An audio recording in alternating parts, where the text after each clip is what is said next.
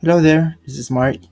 In today's video, try naman natin ang function sa Java. So kung napanood nyo before yung tutorial ko ng function sa C++, same lang din compared dito sa Java.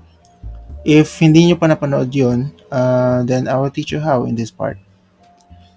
For starters, ang function is a certain block of code that performs a task. An example of that would be like this: void print hello world,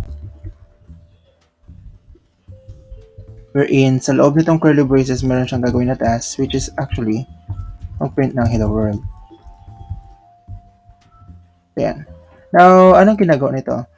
Kapag tinawag mo itong pangalan na to, print hello world sa main function, ipe-perform niya yung task na yan, which is yung eto, system.out the print hello world. Try natin. Print hello world. If nag-red, alt enter mo lang, make sample.print hello world static. Need din daw na static kasi since naka-static void main yung ating main function. Bawal kasing mag-call ng function na hindi static sa isang static na function. Sa kanya na maintindihan yun. Basta isipin nyo na lang, pag nag-red, i-alt enter nyo lang, tapos ano nyo lang, gawin nyo lang kung ano yung suggestion doon. Kung need is static, di static mo. This void na keyword means wala siyang nire-return na value.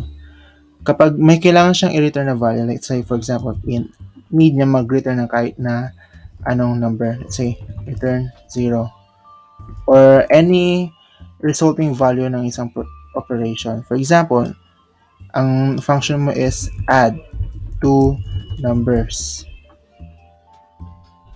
So, paano mo yan gagawin? Need mo ng dalawang parameters, int x and int y. Then, i-return mo kung ano yung value ng sum ng dalawa, x plus y. So, try natin. Sum of 1 and 2 is, tawagin natin yung add two numbers, 1 and 2.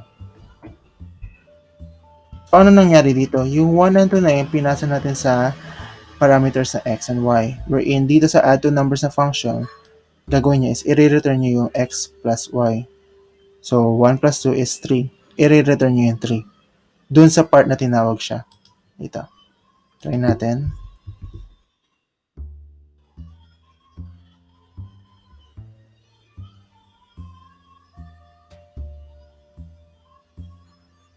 Sum of 1 and 2 is 3. Try pa natin ng ibang examples.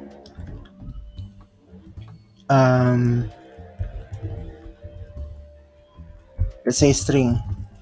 Say hi to name. String name.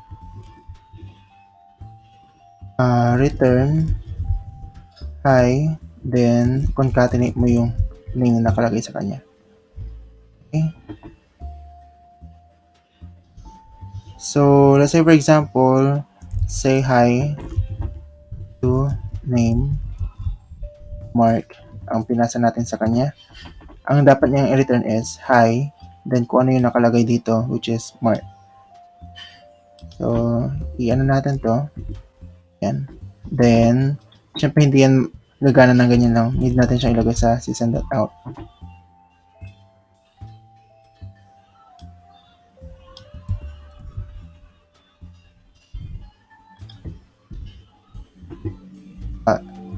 Then rerun.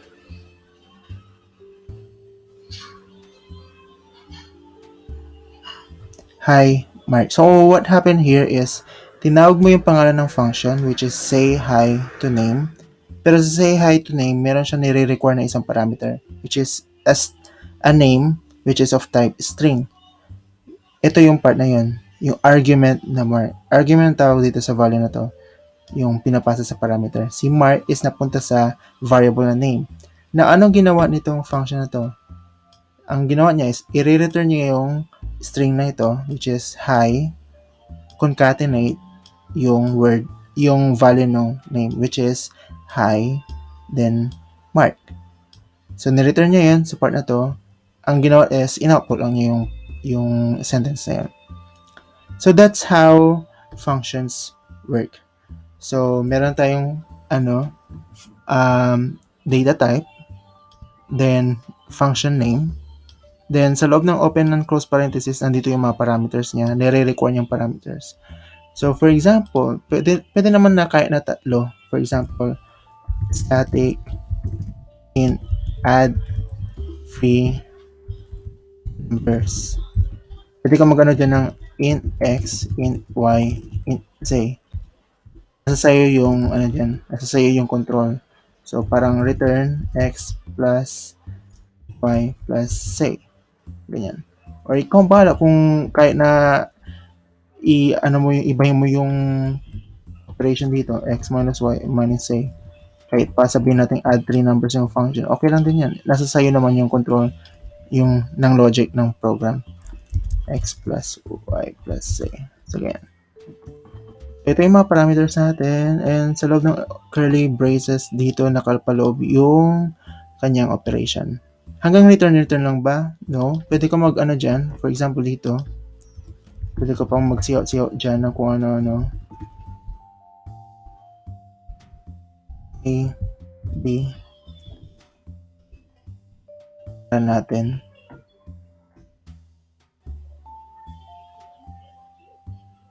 Ayan. So, nag-print siya ng A and B, and ni-return niya itong high mark.